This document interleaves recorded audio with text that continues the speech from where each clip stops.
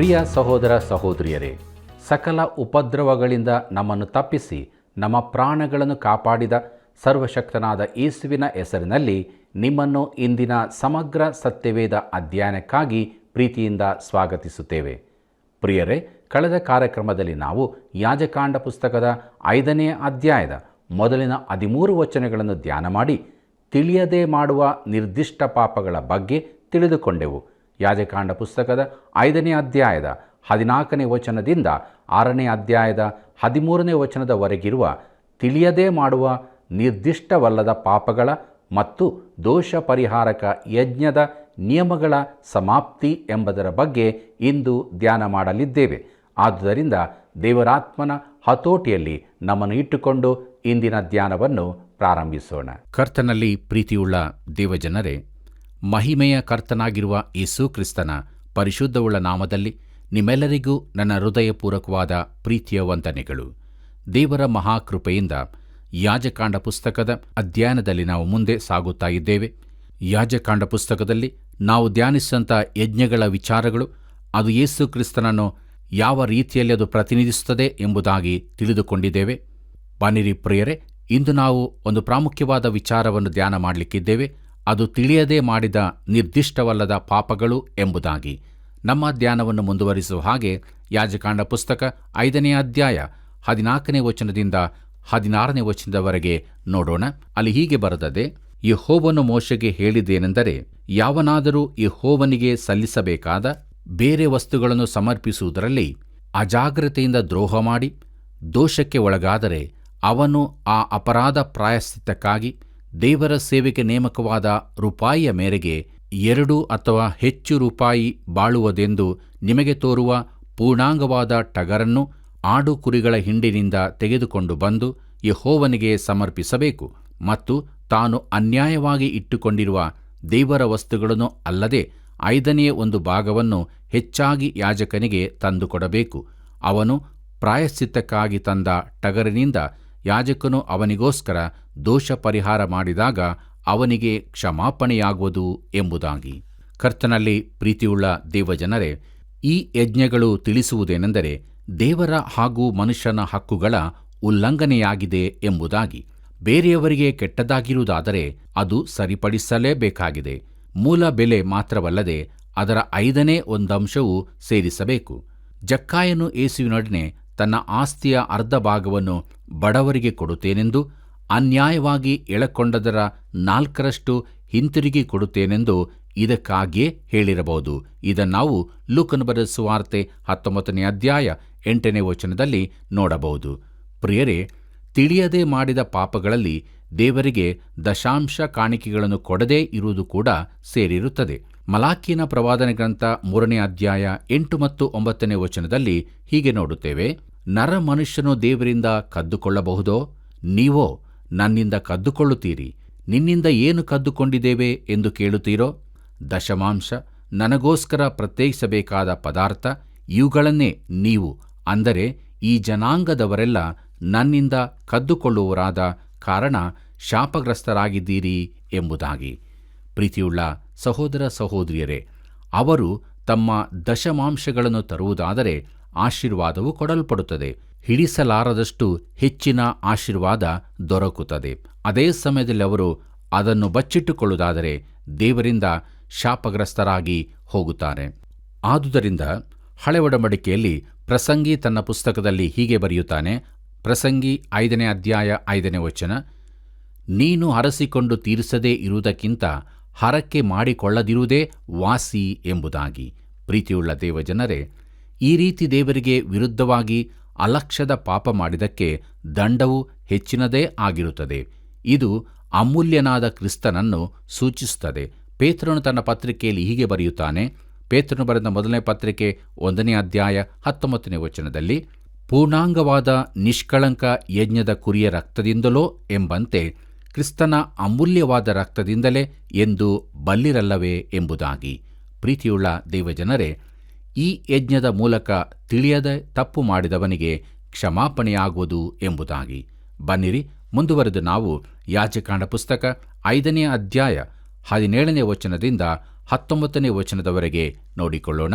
ಅಲ್ಲಿ ಹೀಗೆ ಬರೆದದೆ, ಯಾವನಾದರೂ ಯೆಹೋವನು ನಿಷೇಧಿಸಿದ ಕಾರ್ಯಗಳಲ್ಲಿ ಯಾವುದನ್ನಾದರೂ ಮಾಡಿ ದೋಷಕ್ಕೆ ಒಳಗಾದರೆ ಅದು ಅವನಿಗೆ ತಿಳಿಯದೇ ಹೋದರೂ ಅವನು ಅದರಿಂದ ಅಪರಾಧಿಯಾಗಿ ತನ್ನ ಪಾಪ ಫಲವನ್ನು ಅನುಭವಿಸಬೇಕು. ಅವನು ಪ್ರಾಯಶ್ಚಿತ್ತಕ್ಕಾಗಿ ಹಿಂಡಿನಿಂದ ನಿಮಗೆ ಯೋಗ್ಯವಾಗಿ ತೋರುವ ಪೂರ್ಣಾಂಗವಾದ ಟಗರನ್ನು ಯಾಜಕನ ಬಳಿಗೆ ತೆಗೆದುಕೊಂಡು ಬರಬೇಕು. ಅವನು ತಿಳಿಯದೇ ಮಾಡಿದ ತಪ್ಪನ್ನು ಪರಿಹರಿಸುವುದಕ್ಕಾಗಿ ಯಾಜಕನು ಅವನಿಗೋಸ್ಕರ ದೋಷ ಪರಿಹಾರ ಮಾಡಬೇಕು. ಆಗ ಅವನಿಗೆ ಕ್ಷಮಾಪಣೆಯಾಗುವುದು. ಅವನು ಅಪರಾಧಿಯಾದ್ದರಿಂದ ಯೆಹೋವನ ಸನ್ನಿಧಿಯಲ್ಲಿ ಈ ಪ್ರಾಯಶ್ಚಿತ್ತ ಯಜ್ಞವನ್ನು ಮಾಡಬೇಕು ಎಂಬುದಾಗಿ. ಕರ್ತನಲ್ಲಿ ಪ್ರೀತಿಯುಳ್ಳ ಸಹೋದರ ಸಹೋದರಿಯರೇ, ದೇವರ ಅಪ್ಪಣೆಗಳಲ್ಲಿ ಯಾವುದನ್ನಾದರೂ ತಿಳಿಯದೆ ಮೀರಿದಕ್ಕೆ ಇದು ಸಂಬಂಧಿಸಿದ ನಿಯಮಗಳು.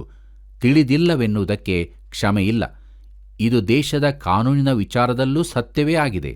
ಅಪ್ಪಣೆಗಳು ತಿಳಿಯದಿದ್ದರೂ ಅಪರಾಧ ಮಾಡಿದವನು ಶಿಕ್ಷೆ ಹೊಂದಲೇಬೇಕು. ಇಲ್ಲಿ ಕೂಡ ಟಗರನ್ನು ದೋಷ ಪರಿಹಾರಕ ಯಜ್ಞವಾಗಿ ಸಮರ್ಪಿಸಬೇಕಾಗಿತ್ತು ಎಂಬುದನ್ನು ನಾವು ನೋಡಬಹುದು.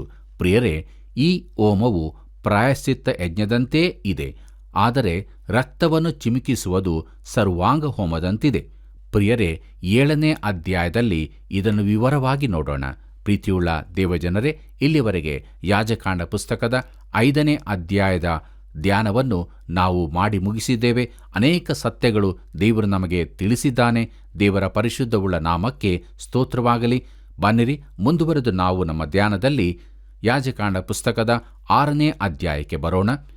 ಈ 6ನೇ ಅಧ್ಯಾಯದ ಮುಖ್ಯ ಪ್ರಸ್ತಾಪ ದೋಷ ಪರಿಹಾರಕ ಯಜ್ಞದ ನಿಯಮಗಳ ಸಮಾಪ್ತಿ, ಸರ್ವಾಂಗ ಹೋಮದ ಕುರಿತ ನಿಯಮಗಳು, ನೈವೇದ್ಯ ಸಮರ್ಪಣೆ ಹಾಗೂ ಪ್ರಾಯಶ್ಚಿತ್ತ ಯಜ್ಞದ ನಿಯಮಗಳು ಎಂಬುದಾಗಿ. ಪ್ರೀತಿಯುಳ್ಳ ದೇವಜನರೇ, ಯಾಜಕಾಂಡ ಪುಸ್ತಕದ 6ನೇ ಅಧ್ಯಾಯಗಳಲ್ಲಿ ಹೋಮಗಳ ಕುರಿತಾದ ನಿಯಮಗಳಿರುತ್ತದೆ. ನಿಜವಾಗಿ ನೋಡಿದರೆ ಹೋಮಗಳ ನಿಯಮಗಳು ಯಾಜಕರಿಗೂ ಇವುಗಳಲ್ಲಿನ ಅವರ ಪಾತ್ರದ ಕುರಿತು, ಅವರ ಪಾಲನ್ನು ಕುರಿತು ಹೇಳುತ್ತದೆ. ದೇವರ ಗುಡಾರ ಸೇವೆ ಮಾಡುವ ಸೇವಕರಿಗಾಗಿ ಇರುವ ವಿಶೇಷ ನಿಯಮಗಳು ಎಂದು ಅವುಗಳನ್ನು ಕರೆಯಬಹುದು. ಪ್ರೀತಿಯುಳ್ಳ ದೇವಜನರೇ, ಯಾಜಕರಿಗೆ ವಿಶೇಷ ಸೂಚನೆ ಹಾಗೂ ಆರೋನನಿಗೂ ಅವನ ವಂಶಜರಿಗೂ ಕೊಡಲ್ಪಟ್ಟ ಅಪ್ಪಣೆಗಳೊಂದಿಗೆ ಈ ಭಾಗವು ಆರಂಭವಾಗುತ್ತದೆ. ಯಾಜಕರು ಗುಡಾರದ ಬಳಿಯಲ್ಲಿ ಸೇವೆ ಮಾಡುತ್ತಿದ್ದರಿಂದ ಯಜ್ಞವೇದಿಯ ಮೇಲೆ ಅರ್ಪಿತವಾಗುವ ಪ್ರತಿಯೊಂದು ಹೋಮದಲ್ಲೂ ಅವರ ಪಾಲಿತ್ತು. ಇದೆಲ್ಲವೂ ನಮ್ಮ ಶ್ರೇಷ್ಠ ಯಾಜಕನಾದ ಕ್ರಿಸ್ತನು ಪರಲೋಕದಲ್ಲಿ ಮಾಡುವ ಸೇವೆಯ ಛಾಯೆಯಾಗಿದೆ. ಪ್ರತಿಯೊಬ್ಬ ಯಾಜಕನು ಕಾಣಿಕೆ ಹೋಮಗಳನ್ನು ಅರ್ಪಿಸುವುದಕ್ಕೆ ಪ್ರತಿಷ್ಠೆಗೊಂಡಿರುವುದರಿಂದ ಅವನಿಗೂ ಸಮರ್ಪಿಸುವುದಕ್ಕೆ ಏನಾದರೂ ಇರಲೇಬೇಕಾಗಿದೆ. ಧರ್ಮಶಾಸ್ತ್ರಕ್ಕನುಸಾರವಾಗಿ ಹೋಮ ಕಾಣಿಕೆಗಳನ್ನು ಅರ್ಪಿಸುವುದಕ್ಕೆ ಯಾಜಕರು ಇರುವುದರಿಂದ ಈತನು ಭೂಲೋಕದಲ್ಲಿದ್ದರೂ ಯಾಜಕನಾಗಿರುವುದಿಲ್ಲ. ಪ್ರಿಯರೇ, ಮೋಶೆಗೆ ದೇವರ ಗುಡಾರವನ್ನು ರಚಿಸಲು ದೇವರೇ ತಕ್ಕ ಸೂಚನೆಗಳನ್ನು ಕೊಟ್ಟನು. ಬೆಟ್ಟದಲ್ಲಿ ನಾನು ನಿನಗೆ ತೋರಿಸಿದ ಮಾದರಿಯ ಪ್ರಕಾರವೇ ಎಲ್ಲವನ್ನೂ ಮಾಡಬೇಕು ಎಂದು ದೇವರು ಮೋಶೆಗೆ ಹೇಳಿದ್ದನು. ಕರ್ತನಲ್ಲಿ ಪ್ರೀತಿಯುಳ್ಳ ಸಹೋದರ ಸಹೋದರಿಯರೇ, ಇಲ್ಲಿ ಇನ್ನೊಂದು ಎದ್ದು ಕಾಣುವ ಸಂಗತಿಯಿದೆ. ಕ್ರಿಸ್ತನು ಯಾಜಕನು ಮಾತ್ರವೇ ಅಲ್ಲದೆ ತಾನೇ ಅರ್ಪಿಸಲ್ಪಡುವ ಹೋಮವೂ ಆಗಿದ್ದಾನೆ. ಆತನು ತನ್ನನ್ನು ತಾನೇ ಸಮರ್ಪಿಸಿಕೊಂಡನು. ಇಬ್ರಿಯ ಗ್ರಂಥಕರ್ತನು ಹೀಗೆ ಹೇಳುತ್ತಾನೆ. ಇಬ್ರಿಯರಿಗೆ ಬರೆದ ಪತ್ರಿಕೆ 10ನೇ ಅಧ್ಯಾಯ 5ನೇ ವಚನದಿಂದ 12ನೇ ವಚನದವರೆಗೆ, ಆದುದರಿಂದ ಕ್ರಿಸ್ತನು ಭೂಲೋಕದೊಳಗೆ ಬರುವಾಗ, ದೇವರೇ, ಯಜ್ಞ ನೈವೇದ್ಯಗಳು ನಿನಗೆ ಇಷ್ಟವಾಗಿರಲಿಲ್ಲ, ನನಗೆ ದೇಹವನ್ನು ಸಿದ್ಧ ಮಾಡಿಕೊಟ್ಟಿ ಸರ್ವಾಂಗ ಹೋಮಗಳಲ್ಲಿಯೂ ದೋಷ ಪರಿಹಾರಕ ಯಜ್ಞಗಳಲ್ಲಿಯೂ ನೀನು ಸಂತೋಷಪಡಲಿಲ್ಲ. ಆಗ ನಾನು, ಇಗೋ ದೇವರೇ, ನಿನ್ನ ಚಿತ್ತವನ್ನು ನೆರವೇರಿಸುವುದಕ್ಕೆ ಬಂದಿದ್ದೇನೆ, ಗ್ರಂಥದ ಸುರುಳಿಯಲ್ಲಿ ನನ್ನನ್ನು ಕುರಿತು ಬರೆದದೆ ಎಂದು ಹೇಳಿದೆನು ಅನ್ನುತ್ತಾನೆ. ಧರ್ಮಶಾಸ್ತ್ರದ ಪ್ರಕಾರ ಸಮರ್ಪಣೆಯಾಗುತ್ತಾ ಬರುವ ಯಜ್ಞ ನೈವೇದ್ಯಗಳು, ಸರ್ವಾಂಗ ಹೋಮಗಳು, ದೋಷ ಪರಿಹಾರಕ ಯಜ್ಞಗಳು ನಿನಗೆ ಇಷ್ಟವಾಗಿರಲಿಲ್ಲ, ನೀನು ಅವುಗಳಲ್ಲಿ ಸಂತೋಷಪಡುವುದಿಲ್ಲ ಎಂದು ಮೇಲೆ ಹೇಳಿದ ತರುವಾಯ, ಈಗೋ ನಿನ್ನ ಚಿತ್ತವನ್ನು ನೆರವೇರಿಸುವುದಕ್ಕೆ ಬಂದಿದ್ದೇನೆ ಎಂದು ಹೇಳಿದ್ದಾನೆ. ಆತನು ಎರಡನೆಯದನ್ನು ಸ್ಥಾಪಿಸುವುದಕ್ಕಾಗಿ ಮೊದಲನೆಯದನ್ನು ತೆಗೆದು ಬಿಡುತ್ತಾನೆ. ಯೇಸು ಕ್ರಿಸ್ತನು ಒಂದೇ ಸಾರಿ ದೇಹ ಸಮರ್ಪಣೆ ಮಾಡಿ ದೇವರ ಚಿತ್ತವನ್ನು ನೆರವೇರಿಸಿದ್ದರಿಂದಲೇ ನಾವು ಶುದ್ಧರಾದೆವು. ಇದಲ್ಲದೆ ಆ ಯಾಜಕರೆಲ್ಲರೂ ದಿನಾಲೂ ಸೇವೆ ಮಾಡುತ್ತಾ ಎಂದಿಗೂ ಪಾಪ ನಿವಾರಣೆ ಮಾಡಲಾರದಂಥ ಒಂದೇ ವಿಧವಾದ ಯಜ್ಞಗಳನ್ನು ಪದೇ ಪದೇ ಸಮರ್ಪಿಸುತ್ತಾ ನಿಂತುಕೊಂಡಿರುವವರು. ಆದರೆ ಈ ಯಾಜಕನು ಪಾಪ ನಿವಾರಣೆಗೋಸ್ಕರ ನಿರಂತರವಾಗಿ ನಿಲ್ಲುವ ಒಂದೇ ಯಜ್ಞವನ್ನು ಸಮರ್ಪಿಸಿ ದೇವರ ಬಲಗಡೆಯಲ್ಲಿ ಕೂತುಕೊಂಡನು ಎಂಬುದಾಗಿ. ಪ್ರೀತಿಯುಳ್ಳ ದೇವಜನರೇ, ಈ ಸಂಗತಿಯನ್ನು ನಾವು ಚೆನ್ನಾಗಿ ತಿಳಿದುಕೊಳ್ಳಬೇಕು. ಅನೇಕ ಧಾರ್ಮಿಕ ರೀತಿಗಳಲ್ಲಿ ದೀರ್ಘವಾದ ಆಚಾರ ವಿಧಿಗಳನ್ನು, ಮೆರವಣಿಗೆ, ಅಂಗಿಗಳು, ದೀಪ ಇತ್ಯಾದಿ ಕರ್ಮಾಚಾರಗಳನ್ನು ಪಾಲಿಸುತ್ತಾರೆ. ನಮ್ಮ ಸಭೆಗಳಲ್ಲಿಯೂ ಇಂಥ ಹಲವಾರು ಅರ್ಥವಿಲ್ಲದ ಆಚಾರಗಳನ್ನು ನಾವು ಪಾಲಿಸುತ್ತೇವೆ. ಪ್ರೀತಿಯುಳ್ಳ ದೇವಜನರೇ, ದೇವರು ಆತ್ಮಸ್ವರೂಪನು. ಆತನನ್ನು ಆತ್ಮಿಕ ರೀತಿಯಲ್ಲಿ ಸತ್ಯಕ್ಕೆ ತಕ್ಕ ಹಾಗೆ ಆರಾಧಿಸಬೇಕು. ನಾವು ತಿಳಿದುಕೊಳ್ಳುವ ಹಾಗೆ ದೇವರು ಈ ಶ್ರೇಷ್ಠ ಆತ್ಮಿಕ ಸತ್ಯವನ್ನು ಇಬ್ರಿಯರಿಗೆ ಬರೆದ ಪತ್ರಿಕೆಯಲ್ಲಿ ತಿಳಿಸಿದ್ದಾನೆ. ಪ್ರೀತಿಯುಳ್ಳ ದೇವಜನರೇ, ನನಗೂ ನಿಮಗೂ ಪರಲೋಕದಲ್ಲಿ ಒಬ್ಬ ಯಾಜಕನಿದ್ದಾನೆ. ಆತನು ತುಂಬ ಚಟುವಟಿಕೆಯಿಂದಿದ್ದಾನೆ. ಆತನು ಕೂತುಕೊಂಡನು, ಅಂದರೆ ಬಿಡುಗಡೆಯ ಕಾರ್ಯ ಸಂಪೂರ್ತಿಯಾಯಿತೆಂದು ಅರ್ಥ. ಸೃಷ್ಟಿಯ ಕಾರ್ಯ ಪೂರ್ತಿಯಾದಾಗ ದೇವರು 7ನೇ ದಿನದಲ್ಲಿ ವಿಶ್ರಮಿಸಿಕೊಂಡಂತೆ ಇದೂ ಇರುತ್ತದೆ. ಆತನಿಗೆ ಆಯಾಸವಾಗಿ ಆತನು ಸುಮ್ಮನಿದ್ದನು ಎಂದರ್ಥವಲ್ಲ. ಆತನು ಕೆಲಸ ಮಾಡುತ್ತಲೇ ಇದ್ದಾನೆ. ಆತನು ಈ ಲೋಕದಲ್ಲಿ ನಮ್ಮನ್ನು ರಕ್ಷಿಸುವುದಕ್ಕಾಗಿ ಸತ್ತನು. ನಮ್ಮನ್ನು ರಕ್ಷಿಸಲ್ಪಟ್ಟವರನ್ನಾಗಿಯೇ ಕಾಯುವುದಕ್ಕೋಸ್ಕರ ದೇವರ ಬಲಗಡೆಯಲ್ಲಿ ಕುಳಿತುಕೊಂಡಿರುತ್ತಾನೆ. ನಾನು ನೀನು ಆತನೊಂದಿಗೆ ಸಂಪರ್ಕದಲ್ಲಿರಬೇಕು. ಇದು ನಿಜವಾದ ಸಂಗತಿಯಾಗಿದೆ. ಪ್ರಿಯರೇ, ಇದು ಆತ್ಮೀಕವಾದದ್ದು.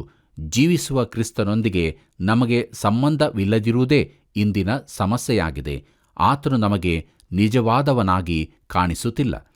ಪ್ರಿಯರೇ, ಮುಂದುವರೆದು ನಾವು ದೋಷ ಪರಿಹಾರಕ ಯಜ್ಞದ ನಿಯಮಗಳ ಸಮಾಪ್ತಿ ಎಂಬುದನ್ನು ನೋಡೋಣ. ಇಲ್ಲಿ ಕೊಡಲ್ಪಟ್ಟಿರುವ ಕೆಲವು ಪಾಪಗಳು ಸಾಮಾನ್ಯವಾದ ಉದ್ದ ಪಟ್ಟಿಯಲ್ಲಿನ ಕೆಲವು ಉದಾಹರಣೆಗಳು ಮಾತ್ರ. ನಮ್ಮ ಪ್ರತಿದಿನದ ವ್ಯವಹಾರದಲ್ಲಿ ನೆರೆಯವರಿಗೆ ವಿರೋಧವಾಗಿ ಮಾಡುವ ಕೆಲವು ಪಾಪಗಳು ಒಳಗೊಂಡಿದೆ. ಬನ್ನಿರಿ ಪ್ರಿಯರೇ, ನಮ್ಮ ಧ್ಯಾನವನ್ನು ಮುಂದುವರಿಸುವ ಹಾಗೆ ಯಾಜಕಾಂಡ ಪುಸ್ತಕ 6ನೇ ಅಧ್ಯಾಯ 1ನೇ ವಚನದಿಂದ 7ನೇ ವಚನವರೆಗೆ ಗಮನಿಸೋಣ. ಅಲ್ಲಿ ಹೀಗೆ ಬರೆದದೆ: ಯೆಹೋವನು ಮೋಶೆಗೆ ಹೇಳಿದ್ದೇನೆಂದರೆ, ಯಾವನಾದರೂ ಮತ್ತೊಬ್ಬನಿಂದ ತನ್ನ ವಶಕ್ಕೆ ಕೊಡಲ್ಪಟ್ಟ ವಸ್ತುವಿನ ವಿಷಯದಲ್ಲಾಗಲಿ, ತನ್ನ ಬಳಿಯಲ್ಲಿ ಇಡಲ್ಪಟ್ಟ ಅಡವಿನ ವಿಷಯದಲ್ಲಾಗಲಿ, ತಾನು ಮಾಡಿದ ಕಳವಿನ ವಿಷಯದಲ್ಲಾಗಲಿ, ಸುಳ್ಳಾಡುವುದರಿಂದಲೇ ಮತ್ತೊಬ್ಬನನ್ನು ಮೋಸಗೊಳಿಸಿದ್ದರಿಂದಲೋ, ಮತ್ತೊಬ್ಬನು ಕಳಕೊಂಡದ್ದನ್ನು ತಾನೂ ಕಂಡು ಬೊಂಕಿ ಸುಳ್ಳಾಣೆ ಇಟ್ಟದರಿಂದಲೋ, ಇವುಗಳಲ್ಲಿ ಯಾವ ವಿಷಯದಲ್ಲಾದರೂ ಒಬ್ಬನು ಪಾಪ ಮಾಡಿ ಯೆಹೋವನಿಗೆ ದ್ರೋಹಿಯಾಗಿ ದೋಷಕ್ಕೆ ಒಳಗಾದರೆ, ಅವನು ಆಯಾ ವಸ್ತುಗಳನ್ನೇ, ಅಂದರೆ ಕದ್ದದ್ದನ್ನು, ಮೋಸದಿಂದ ಪಡೆದದ್ದನ್ನು, ತನ್ನ ವಶಕ್ಕೆ ತೆಗೆದುಕೊಂಡದ್ದನ್ನು, ತಾನು ಕಂಡುಕೊಂಡದ್ದನ್ನು, ಬೇರೆ ಯಾವುದರ ವಿಷಯದಲ್ಲಿ ಅವನು ಸುಳ್ಳಾಣೆಯಿಟ್ಟನೋ ಅದನ್ನು ಪೂರ್ತಿಯಾಗಿ ತಂದು ಕೊಡಬೇಕಲ್ಲದೆ 5ನೇ 1 ಪಾಲನ್ನು ಹೆಚ್ಚಾಗಿ ಕೊಡಬೇಕು. ಅವನು ಪ್ರಾಯಶ್ಚಿತ್ತ ಯಜ್ಞವನ್ನು ಮಾಡುವ ದಿನದಲ್ಲೇ ಅದನ್ನು ಅದರ ನ್ಯಾಯವಾದ ಒಡೆಯನಿಗೆ ಹಿಂದಕ್ಕೆ ಕೊಡಬೇಕು. ಮತ್ತು ಅವನು ಪ್ರಾಯಶ್ಚಿತ್ತಕ್ಕಾಗಿ ನಿನಗೆ ಸರಿಯೆಂದು ತೋರುವ ಪೂರ್ಣಾಂಗವಾದ ಟಗರನ್ನು ಹಿಂಡಿನಿಂದ ತಂದು ಯಾಜಕನಿಗೆ ಒಪ್ಪಿಸಬೇಕು. ಯಾಜಕನು ಅವನಿಗೋಸ್ಕರ ಯೆಹೋವನ ಸನ್ನಿಧಿಯಲ್ಲಿ ದೋಷ ಪರಿಹಾರವನ್ನು ಮಾಡಿದಾಗ ಅವನು ಯಾವ ವಿಷಯದಲ್ಲಿ ಅಪರಾಧಕ್ಕೆ ಒಳಗಾಗಿದ್ದಾನೋ ಆ ವಿಷಯದಲ್ಲಿ ಅವನಿಗೆ ಕ್ಷಮಾಪಣೆಯಾಗುವುದು ಎಂಬುದಾಗಿ. ಪ್ರೀತಿಯುಳ್ಳ ದೇವಜನರೇ, ಹಿಂದಿನ ಅಧ್ಯಾಯಕ್ಕಿಂತ ಭಿನ್ನವಾದ ಪ್ರತ್ಯೇಕ ಪ್ರಕಟಣೆಯು ದೇವರಿಂದ ಇಲ್ಲಿ ದೊರಕಿದಂತಿದೆ. ನೆರೆಯವನಿಗೆ ವಿರೋಧವಾದ ಪಾಪವು ದೇವರಿಗೂ ವಿರೋಧವಾದದ್ದಾಗಿದೆ ಎಂದು ಇದು ತಿಳಿಸುತ್ತದೆ. ಆದ್ದರಿಂದಲೇ ಯೇಸು ಹೇಳಿದ್ದು, ಅಂತೂ ಜನರು ನಿಮಗೆ ಏನೇನು ಮಾಡಬೇಕೆಂದು ಅಪೇಕ್ಷಿಸ್ತೀರೋ ಅದನ್ನೇ ನೀವು ಅವರಿಗೆ ಮಾಡಿರಿ. ಇದೇ ಧರ್ಮಶಾಸ್ತ್ರದ ಮತ್ತು ಪ್ರವಾದಿಗಳ ತಾತ್ಪರ್ಯ ಎಂಬುದಾಗಿ. ಇದನ್ನು ನಾವು ಮತ್ತಾಯನು ಬರೆದ ಸುವಾರ್ತೆ 7ನೇ ಅಧ್ಯಾಯ 12ನೇ ವಚನದಲ್ಲಿ ನೋಡುತ್ತೇವೆ. ಕರ್ತನಲ್ಲಿ ಪ್ರಿಯರೇ, ಕೆಲವು ಪ್ರತ್ಯೇಕ ಪಾಪಗಳನ್ನು ಇಲ್ಲಿ ತಿಳಿಸಲಾಗಿದೆ. ತೆಗೆದುಕೊಂಡ ವಸ್ತುಗಳ ಕುರಿತು ಸುಳ್ಳು ಹೇಳುವುದು, ಭದ್ರತೆಗಾಗಿ ಇಟ್ಟ ವಸ್ತುಗಳ ಕುರಿತು ಅಲಕ್ಷ್ಯ, ಇವುಗಳನ್ನು ಕೂಡ ಹೇಳಲಾಗಿದೆ. ಹಳೆ ಒಡಂಬಡಿಕೆಯಲ್ಲಿ 2 ಅರಸುಗಳ ಪುಸ್ತಕ 6ನೇ ಅಧ್ಯಾಯ 5ನೇ ವಚನದಲ್ಲಿ ಎಲೀಷನ ಶಿಷ್ಯರು ಕೊಡಲಿ ಕಳೆದದ್ದರಲ್ಲಿ ಈ ವಿಚಾರವನ್ನು ನಾವು ಕಾಣುತ್ತೇವೆ. ಯಾಕಂದರೆ ಅದು ಎರವಾಗಿ ಪಡೆದಂಥ ಕೊಡಲಿಯಾಗಿತ್ತು. ಮುಂದುವರೆದು ನಾವು ಬಲಾತ್ಕಾರವಾಗಿ ಕಸಿದುಕೊಳ್ಳುವುದೆಂದರೆ ಬಲಾತ್ಕಾರದ ಒಂದು ನಡೆಯಾಗಿದೆ ಎಂಬುದನ್ನು ನೋಡುತ್ತೇವೆ. ಅಹಾಬನು ನಾಬೋತನ ಹೊಲವನ್ನು ಕಸಿದುಕೊಂಡದ್ದು ಇದಕ್ಕೆ ಉದಾಹರಣೆಯಾಗಿದೆ. ಪ್ರಿಯರೇ, ನೆರೆಯವನನ್ನು ಮೋಸಗೊಳಿಸುವುದೆಂದರೆ ಕಳೆದುಹೋದ ವಸ್ತು ಸಿಕ್ಕಿದ್ದನ್ನು ಹೇಳದೆ ಮೋಸ ಮಾಡುವುದು ಎಂಬುದು. ಮತ್ತೊಮ್ಮೆ ಹೇಳುತ್ತೇನೆ, ನೆರೆಯವನಿಗೆ ವಿರುದ್ಧವಾಗಿ ಮಾಡಿದ ಪಾಪವು ದೇವರಿಗೆ ವಿರುದ್ಧವಾಗಿ ಮಾಡಿದಂತೆಯೇ. ಇಲ್ಲಿ ಪ್ರಾಯಶ್ಚಿತ್ತ ಮಾಡಬೇಕಾದರೆ ಆ ವಸ್ತುವಿನ ಬೆಲೆಯೊಂದಿಗೆ ಅದರ 1/5 ತಪ್ಪು ಕಾಣಿಕೆಯಾಗಿ ಕೊಡಬೇಕಾಗಿತ್ತು. 1/5 2/2. ಇಲ್ಲಿಯೂ ಟಗರು ಯಜ್ಞ ಪಶುವಾಗಿತ್ತು. ದೇವರು ಪಕ್ಷಪಾತಿಯಲ್ಲ ಎಂಬುದನ್ನು ಇದು ತೋರಿಸುತ್ತದೆ. ಪ್ರಿಯರೇ, ದೋಷ ಪರಿಹಾರಕ ಯಜ್ಞವು ಇಸ್ರಾಯೇಲ್ಯರ ಆತ್ಮಿಕ ಜೀವಿತಕ್ಕೆ ಅತೀ ಮುಖ್ಯವಾದದ್ದಾಗಿತ್ತು. ಮೂರ್ಖರನ್ನು ಅವರ ದೋಷವೇ ಹಾಸ್ಯ ಮಾಡುವುದು, ಯಥಾರ್ಥವಂತರಲ್ಲಿ ದೇವರ ದಯೆಯಿರುವುದು ಎಂಬುದಾಗಿ ಜ್ಞಾನೋಕ್ತಿಗಳ ಪುಸ್ತಕ 14ನೇ ಅಧ್ಯಾಯ 9ನೇ ವಚನದಲ್ಲಿ ನೋಡುತ್ತೇವೆ. ಪ್ರಿಯರೇ, ಪಾಪದ ಬೋಧವು ಯೇಸುವನ್ನು ಆತ್ಮಕ್ಕೆ ಅಮೂಲ್ಯನನ್ನಾಗಿ ಮಾಡುತ್ತದೆ. ನಿಮ್ಮ ಆತ್ಮದ ಕುರಿತು ಏನು ಪ್ರಿಯರೇ? ಬನ್ನಿರಿ, ಮುಂದುವರಿದು ಸರ್ವಾಂಗ ಹೋಮದ ಕುರಿತು ಧ್ಯಾನ ಮಾಡೋಣ. ನಮ್ಮ ಧ್ಯಾನವನ್ನು ಮುಂದುವರಿಸುವ ಹಾಗೆ ಯಾಜಕಾಂಡ ಪುಸ್ತಕ 6ನೇ ಅಧ್ಯಾಯ 8 ಮತ್ತು 9ನೇ ವಚನಗಳನ್ನು ಧ್ಯಾನ ಮಾಡೋಣ. ಅಲ್ಲಿ ಹೀಗೆ ನೋಡುತ್ತೇವೆ: ಯೆಹೋವನು ಮೋಶೆಗೆ ಹೇಳಿದ್ದೇನೆಂದರೆ, ನೀನು ಆರೋನನಿಗೂ ಅವನ ವಂಶದವರಿಗೂ ಮುಂದಿನ ಸಂಗತಿಗಳನ್ನು ಆಜ್ಞಾಪಿಸಬೇಕು.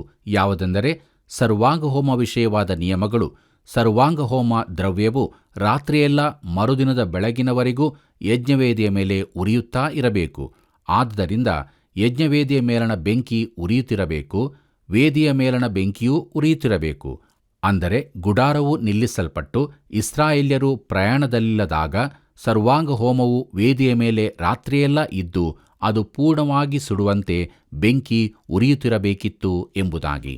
ಪ್ರೀತಿಯುಳ್ಳ ದೇವಜನರೇ, ಇದು ಕ್ರಿಸ್ತನ ಸತತ ಪ್ರತಿಷ್ಠೆಯ ಕುರಿತು ಹೇಳುತ್ತದೆ. ಕರ್ತನಾದ ಯೇಸು ಮಾತ್ರ ನಾನು ಯಾವಾಗಲೂ ಆತನಿಗೆ ಮೆಚ್ಚುಗೆಯಾದ ಕ್ರಿಯೆಗಳನ್ನೇ ಮಾಡುತ್ತೇನೆ ಎಂದು ಹೇಳಬಲ್ಲವನಾಗಿದ್ದನು. ಈ ಪ್ರೀತಿ ಹಾಗೂ ವಿಧೇಯತೆಗಳನ್ನು ತನ್ನ ಮಹಾಯಾಜಕನ ಪ್ರಾರ್ಥನೆಯಲ್ಲಿ ಆತನು ತೋರಿಸ್ತಾನೆ. ಇವರು ನಿಜವಾಗಿ ಪ್ರತಿಷ್ಠಿತರಾಗಬೇಕೆಂದು ಇವರಿಗೋಸ್ಕರ ನಾನು ನನ್ನನ್ನೇ ಪ್ರತಿಷ್ಠೆಪಡಿಸಿಕೊಳ್ಳುತ್ತೇನೆ ಎಂಬುದಾಗಿ ಯೋಹಾನ ಬರೆದ ಸುವಾರ್ತೆ 17ನೇ ಅಧ್ಯಾಯ 19ನೇ ವಚನದಲ್ಲಿ ಆತನು ಹೇಳಿದ್ದನು. ಪ್ರಿಯರೇ, ನಾವು ನಮ್ಮನ್ನು ದೇವರಿಗೆ ಸಜೀವ ಯಜ್ಞವಾಗಿ ಅರ್ಪಿಸಬೇಕೆಂಬುದನ್ನು ಇದು ತಿಳಿಸುತ್ತದೆ. ನಾನು ವೇದಿಯನ್ನು ಮುಟ್ಟಿದಾಗ ಬಿಸಿಯಾಗಿರುವುದರಿಂದ ಕೂಡಲೇ ಹಿಂದೆಗೆಯುತ್ತೇನೆ. ಅನೇಕರು ಹೀಗೆ ಮಾಡುತ್ತಾರೆ. ನಾನು ಯಾವಾಗಲೂ ದೇವರಿಗೆ ಮೆಚ್ಚುಗೆಯಾದದ್ದನ್ನೇ ಮಾಡುತ್ತೇನೆ ಎಂದು ನನಗೂ ಹೇಳಲು ಸಾಧ್ಯವಿರುತ್ತಿದ್ದರೆ ಎಷ್ಟು ಒಳ್ಳೆಯದಿತ್ತು. ಕರ್ತನಾದ ಯೇಸು ಹೀಗೆ ಹೇಳಬಹುದಿತ್ತು: ನಾನಲ್ಲ, ಪ್ರತಿ ವಿಶ್ವಾಸಿಯೂ ದೇವರಿಗೆ ಸತತವಾಗಿ ವಿಧೇಯನಾಗಬೇಕಾದ ಸವಾಲು ನಮಗೂ ಇರುತ್ತದೆ. ನಾವು ಇದನ್ನು ಗಂಭೀರವಾಗಿ ಯೋಚಿಸತಕ್ಕದ್ದು. ಪ್ರೀತಿಯುಳ್ಳ ದೇವಜನರೇ, ಅರಸನಾದ ಸೌಲನನ್ನು ಸಮುವೇಲನು ಗದರಿಸಿದಾಗ ಈ ವಿಚಾರವೇ ಮುಖ್ಯ ಪ್ರಸ್ತಾಪವಾಗಿತ್ತು. 1ನೇ ಸಮುವೇಲನ ಪುಸ್ತಕ 15ನೇ ಅಧ್ಯಾಯ 22 ಮತ್ತು 23ನೇ ವಚನಗಳಲ್ಲಿ ಇದರ ಬಗ್ಗೆ ನಾವು ನೋಡಬಹುದು. ಅದಕ್ಕೆ ಸಮುವೇಲನು, ಯೆಹೋವನು ವಿಧೇಯತ್ವಕ್ಕೆ ಮೆಚ್ಚುವಷ್ಟು ಯಜ್ಞ ಹೋಮಗಳಿಗೆ ಮೆಚ್ಚುತ್ತಾನೋ? ಯಜ್ಞವರ್ಪಿಸುವುದಕ್ಕಿಂತ ಮಾತು ಕೇಳುವುದು ಉತ್ತಮವಾಗಿದೆ. ಟಗರುಗಳ ಕೊಬ್ಬಿಗಿಂತಲೂ ವಿಧೇಯತ್ವವು ವಿಶೇಷವಾಗಿದೆ. ಅವಿಧೇಯತ್ವವು ಮಂತ್ರತಂತ್ರಗಳಷ್ಟೇ ಕೆಟ್ಟದಾಗಿರುವುದು. ಹಠವು ಮಿಥ್ಯಾಭಕ್ತಿಗೂ ವಿಗ್ರಹಾರಾಧನೆಗೂ ಸಮಾನವಾಗಿರುವುದು. ನೀನು ಯೆಹೋವನ ಮಾತನ್ನು ತಳ್ಳಿಬಿಟ್ಟಿದ್ದರಿಂದ ಆತನು ನಿನ್ನನ್ನು ಅರಸುತನದಿಂದ ತಳ್ಳಿಬಿಟ್ಟಿದ್ದಾನೆ ಎಂದು ನುಡಿದನು ಎಂಬುದಾಗಿ ನೋಡುತ್ತೇವೆ. ಪ್ರಿಯರೇ, ನಾವು ದೇವರಿಗೆ ಸೇರಿದವರಾದರೆ, ಅಂದರೆ ರಕ್ಷಣೆ ಹೊಂದಿದವರಾಗಿರುವುದಾದರೆ, ನಾವು ನಮ್ಮ ಹೃದಯ ಜೀವಿತಗಳನ್ನು ಆತನಿಗೆ ಪೂರ್ತಿಯಾಗಿ ಸಮರ್ಪಿಸತಕ್ಕದ್ದು. ಬನ್ನಿರಿ, ಮುಂದುವರೆದು ನಮ್ಮ ಧ್ಯಾನದಲ್ಲಿ ಯಾಜಕಾಂಡ ಪುಸ್ತಕ 6ನೇ ಅಧ್ಯಾಯ 10 ಮತ್ತು 11ನೇ ವಚನವನ್ನು ನೋಡೋಣ. ಅಲ್ಲಿ ಹೀಗೆ ಬರೆದದೆ: ಯಾಜಕನು ನಾರಿನ ನಿಲುವಂಗಿಯನ್ನು ಧರಿಸಿಕೊಂಡು ಮಾನರಕ್ಷಕವಾದ ನಾರಿನ ಚಡ್ಡಿಯನ್ನು ಹಾಕಿಕೊಂಡು ಯಜ್ಞವೇದಿಯ ಮೇಲಣ ಸರ್ವಾಂಗ ಹೋಮದ್ರವ್ಯದ ಬೂದಿಯನ್ನು ಎತ್ತಿ ವೇದಿಯ ಬಳಿಯಲ್ಲಿ ಇಡಬೇಕು. ಆನಂತರ ಆ ವಸ್ತ್ರಗಳನ್ನು ತೆಗೆದಿಟ್ಟು ಬೇರೆ ವಸ್ತ್ರಗಳನ್ನು ಹಾಕಿಕೊಂಡು ಆ ಬೂದಿಯನ್ನು ಪಾಳೆಯದ ಹೊರಗೆ ಶುದ್ಧವಾದ ಒಂದು ಸ್ಥಳಕ್ಕೆ ತೆಗೆದುಕೊಂಡು ಹೋಗಬೇಕು ಎಂಬುದಾಗಿ. ಪ್ರೀತಿಯುಳ್ಳ ಸಹೋದರ ಸಹೋದರಿಯರೇ, ಯಾಜಕನು ಧರಿಸಬೇಕಾದ ನಿಲುವಂಗಿಯ ಕುರಿತು ಕೂಡ ದೇವರು ಸೂಚನೆಗಳನ್ನು ಕೊಟ್ಟನು. ಬೂದಿಯನ್ನು ತೆಗೆಯುವಾಗ ಯಾಜಕನು ತಾನು ಧರಿಸಿದ್ದ ವಸ್ತ್ರಗಳನ್ನು ತೆಗೆದಿಡಬೇಕಾಗಿತ್ತು, ಬೇರೆ ವಸ್ತ್ರಗಳನ್ನು ಹಾಕಿಕೊಳ್ಳಬೇಕಾಗಿತ್ತು. ಪ್ರಿಯರೇ, ಪಾಪದ ಅಶುದ್ಧತೆ ಕುರಿತಾದ ಎಚ್ಚರಿಕೆ ಇದಾಗಿತ್ತು. ವೇದಿಯಲ್ಲಿನ ಬೂದಿಯು ಪಾಪದ ಮೇಲಿನ ದಂಡನೆಗೆ ಸೂಚನೆಯಾಗಿತ್ತು. ಬೂದಿ ಕೂಡ ಅಶುದ್ಧವಾದದಾಗಿತ್ತು. ಪಾಪದ ಅಶುದ್ಧತೆಗೆ ಎಂಥ ಚಿತ್ರಣ ಇದಾಗಿದೆ. ಬನ್ನಿರಿ ಪ್ರೇರೆ, ನಮ್ಮ ಕಾರ್ಯಕ್ರಮ ಅಂತ್ಯಭಾಗದಲ್ಲಿ ಮುಂದುವರೆದು ನಾವು ಯಾಜಕಾಂಡ ಪುಸ್ತಕ 6ನೇ ಅಧ್ಯಾಯ 12 ಮತ್ತು 13ನೇ ವಚನವನ್ನು ಗಮನಿಸೋಣ. ಅಲ್ಲಿ ಹೀಗೆ ನೋಡುತ್ತೇವೆ: ಯಜ್ಞವೇದಿಯ ಮೇಲಣ ಬೆಂಕಿ ಸರ್ವಾಂಗ ಹೋಮ ದ್ರವ್ಯದಿಂದಲೇ ಉರಿಯುತ್ತಲೇ ಇರಬೇಕು, ಅದು ಆರಿ ಹೋಗಬಾರದು. ಪ್ರತಿದಿನವೂ ಹೊತ್ತಾರೆಯಲ್ಲಿ ಯಾಜಕನು ಕಟ್ಟಿಗೆಯನ್ನು ತಂದು ಹಾಕಿ ಬೆಂಕಿ ಉರಿಸಿ ಅದರ ಮೇಲೆ ಹೋಮದ್ರವ್ಯವನ್ನು ಕ್ರಮಪಡಿಸಿ ಸಮಾಧಾನ ಯಜ್ಞ ಪಶುಗಳ ಕೊಬ್ಬನ್ನು ಅದರ ಮೇಲೆ ಹೋಮ ಮಾಡಬೇಕು. ಬೆಂಕಿಯು ಯಜ್ಞವೇದಿಯ ಮೇಲೆ ಯಾವಾಗಲೂ ಉರಿಯುತ್ತಿರಬೇಕು, ಆರಿ ಹೋಗಬಾರದು ಎಂಬುದಾಗಿ. ಪ್ರೀತಿಯುಳ್ಳ ದೇವಜನರೇ, ವೇದಿಯ ಮೇಲೆ ಸದಾ ಉರಿಯುತ್ತಿರುವ ಬೆಂಕಿಯು ದೇವರ ಬೆಂಕಿ ಸದಾ ಉರಿಯುತ್ತಲೇ ಇರಬೇಕೆಂಬುದನ್ನು ಸೂಚಿಸುತ್ತದೆ. ಯೇಸುವನ್ನು ತಿರಸ್ಕರಿಸಿದವರಿಗೆ ಇದು ದೇವರ ಕೋಪದ ಬೆಂಕಿಯಾಗಿರುತ್ತದೆ. ಆದ್ದರಿಂದಲೇ ಯೋಹಾನ ಬರೆದ ಸುವಾರ್ತೆ 3ನೇ ಅಧ್ಯಾಯ 36ನೇ ವಚನದಲ್ಲಿ ಹೀಗೆ ನೋಡುತ್ತೇವೆ: ಆತನ ಮಗನನ್ನು ನಂಬುವವರಿಗೆ ನಿತ್ಯ ಜೀವವುಂಟು, ಮಗನಿಗೆ ಒಳಗಾದವನು ಜೀವವನ್ನು ಕಾಣುವುದೇ ಇಲ್ಲ, ದೇವರ ಕೋಪವು ಅವನ ಮೇಲೆ ನೆಲೆಗೊಂಡಿರುವುದು ಎಂಬುದಾಗಿ. ಪ್ರಿಯರೇ, ಈ ವಾಕ್ಯ ಭಾಗದ ಬೆಳಕಿನಲ್ಲಿ ನಮ್ಮ ಜೀವಿತವನ್ನು ಪರೀಕ್ಷೆ ಮಾಡಿಕೊಳ್ಳೋಣ. ನಾವು ದೇವರನ್ನು ಅಂಗೀಕಾರ ಮಾಡಿದವರು, ಅಂದರೆ ಯೇಸು ಕ್ರಿಸ್ತನನ್ನು ಸ್ವಂತ ರಕ್ಷಕನಾಗಿ ಅಂಗೀಕಾರ ಮಾಡಿಕೊಂಡು ನಿತ್ಯ ಜೀವದ ನಿರೀಕ್ಷೆಯಲ್ಲಿ ಜೀವಿಸೋಣ. ಹೀಗಾಗುವಂತೆ ದೇವರು ನಮಗೆ ಸಹಾಯ ಮಾಡಲಿ. ಆತನ ಕೃಪೆಯು ಸದಾ ನಿಮ್ಮ ಸಂಗಡ ಇರಲಿ. ಪ್ರಿಯರೇ, ಇಂದಿನ ಕಾರ್ಯಕ್ರಮದಲ್ಲಿ ಯಜ್ಞಗಳು ದೇವರ ಹಾಗೂ ಮನುಷ್ಯರ ಹಕ್ಕುಗಳ ಉಲ್ಲಂಘನೆಯಾಗಿದೆ, ದೋಷ ಪರಿಹಾರಕ ಯಜ್ಞದ ನಿಯಮಗಳು ಎಂಬ ವಿಷಯಗಳನ್ನು ಧ್ಯಾನಿಸಿದೆವು. ದೇವರು ತಿಳಿಸಿರುವ ಆತ್ಮೀಕ ಸತ್ಯಗಳಿಗಾಗಿ ಆತನ ನಾಮಕ್ಕೆ ಸ್ತೋತ್ರವಾಗಲಿ. ಅನುದಿನವೂ ಪಾಪ ಪರಿಹಾರದ ನಿಶ್ಚಯತ್ವದ ನಿರೀಕ್ಷೆಯ ಜೀವಿತದಲ್ಲಿ ನಾವೆಲ್ಲರೂ ಮುಂದೆ ಮುಂದೆ ಸಾಗೋಣ.